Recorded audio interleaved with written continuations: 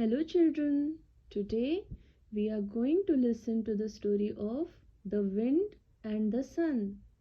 One day, the wind and the sun were having a chat. The conversation soon turned into an argument with both of them claiming to be the most powerful. They could not reach an agreement, so they decided to set a challenge to see who is more powerful. They looked down on earth and saw a small village which was affected by drought in summers.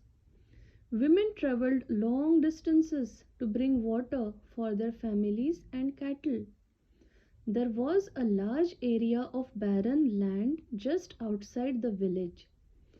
The sun and the wind decided that the one amongst them who could get a lake built where the barren land was would be the winner and the most powerful. The wind offered to try first. He took human form and dressed himself in fine clothes, and he went to the village.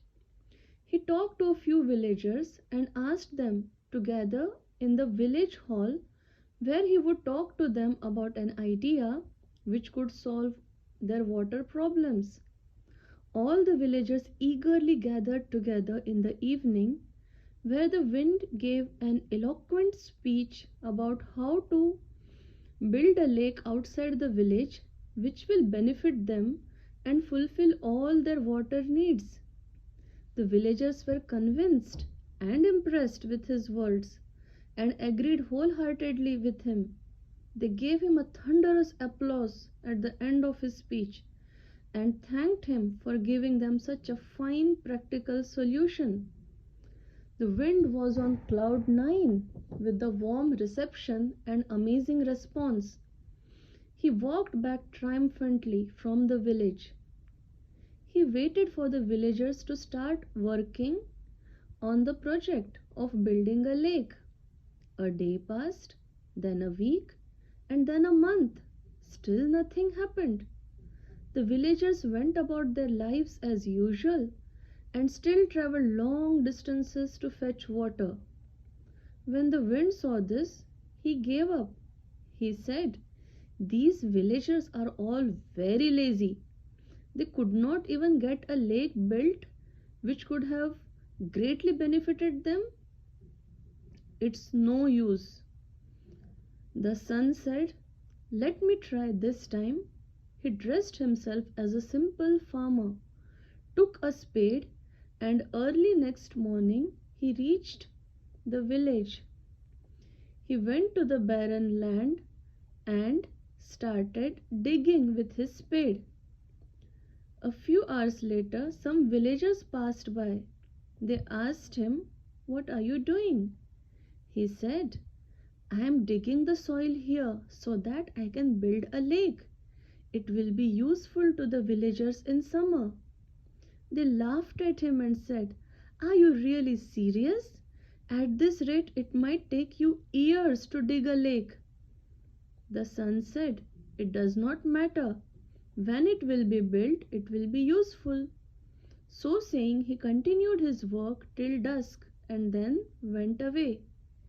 He returned again the next morning and again worked till dusk. This went on for a week.